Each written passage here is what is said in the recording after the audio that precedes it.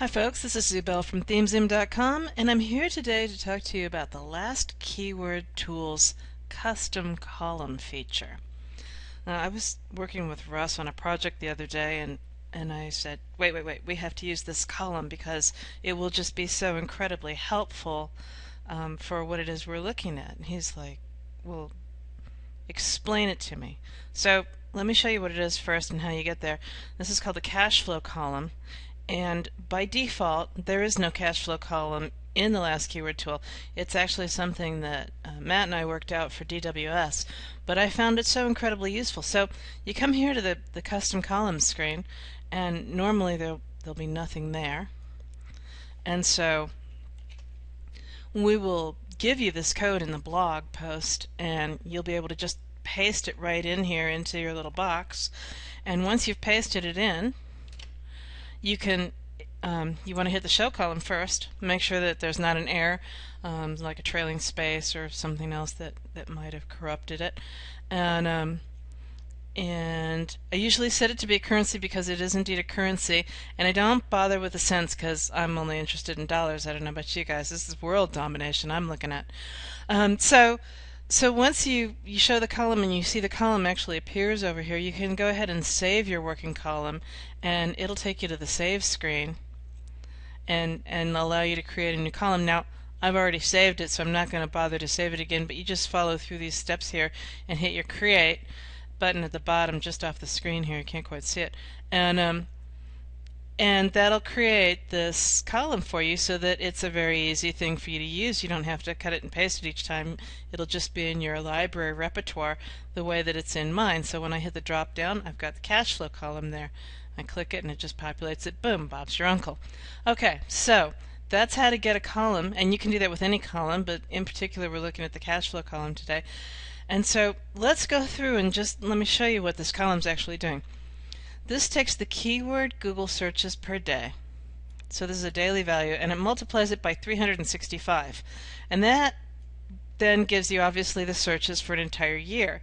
And then Matt divided it by 12. Now me personally, I'd cheat if it were me developing this column, and I would just say 30 because, you know, that's close enough for me, but Matt's a little more precise.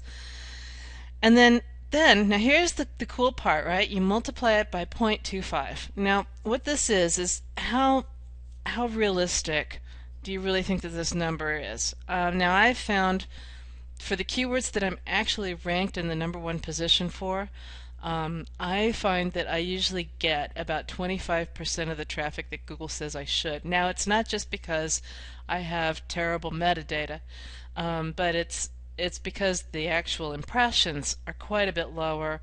They're usually around 30% of what Google says the natural searches are. I don't know if that's the case with all the markets, but it's the case with the markets that I'm ranked #1 for, and a couple of the other SEOs I checked in with, they have the same thing.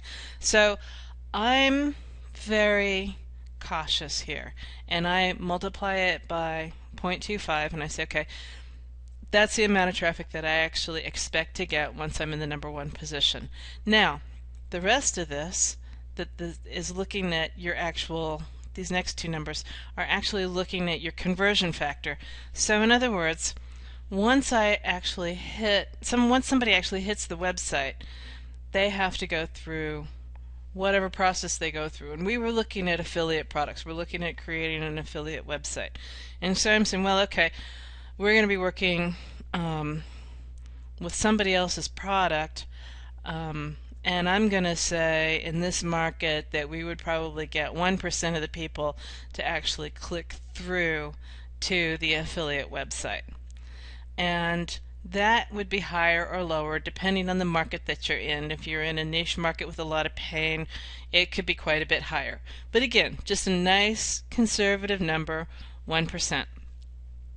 Now the next number represents how many people are actually going to purchase the product. So once they've landed on the affiliate site, let's say that 10% of the people who actually click all the way through are converted by the page and they go ahead and buy.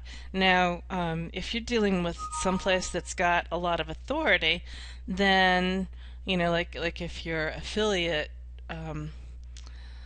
house is something like Amazon, where there's a lot of trust involved there, then that's a reasonable thing to assume. If it's more of a backwater affiliate page and it looks a little bit less highly converting, then you might want to lower that to another 1%, something along those lines, 3%, whatever kind of an idea, or again, where I'm using just a generic thing that I've actually got stored in my database.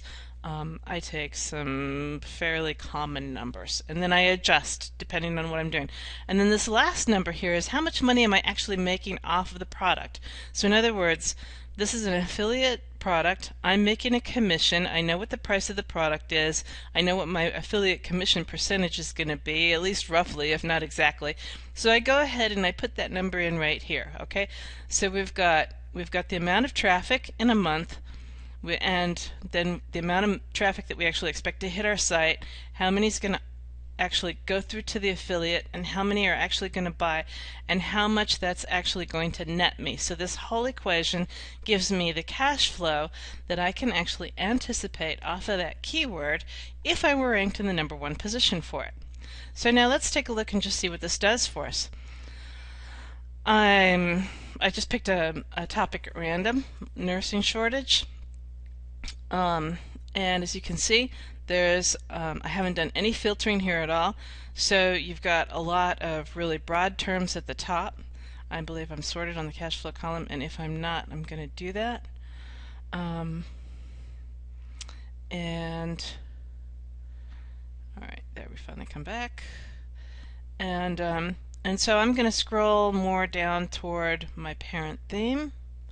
There we go. And so as you can see, as you're looking at my parent theme topic here, this is not a market that's got a lot of money in it. Now, nursing in and of itself does, but when you're talking nurse shortage, not so much. But you know, you would expect that. It's more of an information topic than anything else. So I'm going to zoom back to my projects. Let's go take a look at the beer market. And remember, the filters and the columns are held for you as you move from theme to theme. So it's really cool when you're investigating one particular niche and you drill into several terms, you're going to maintain the filter and the columns as you move from theme to theme. So now, go find beer. And beer is a much more profitable topic, even so beer is like right smack at the top of that that niche in terms of, you know, so the top of the vertical, top of the beer vertical. So, but still, and you're at least talking in the thousands of dollars. And remember, this is a monthly figure, so that's not bad. If I was making a couple $1,000s off of my site every month, I'd be a happy camper. And so now let's go look at, I'm sure I've got something in here that's really expensive.